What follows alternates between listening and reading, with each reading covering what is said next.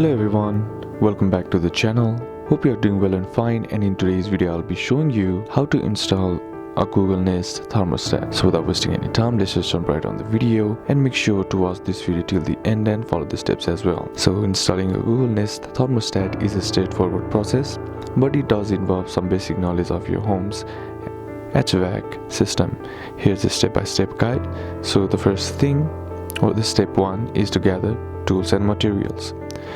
So what you need to do is you'll need a screwdriver included with the Nest Thermostat, your Nest Thermostat and base, your phone with the Google Home app installed, your Wi-Fi login information.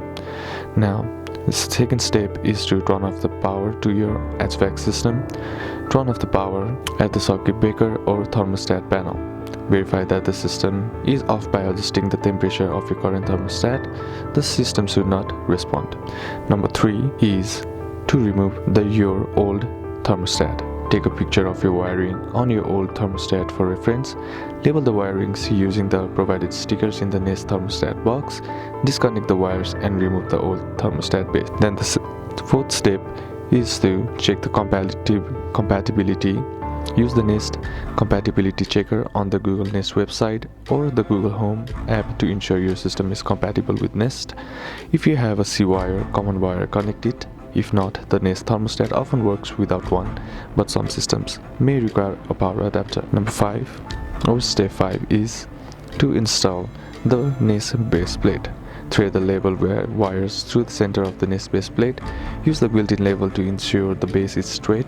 Attach the base to the wall using the screws provided.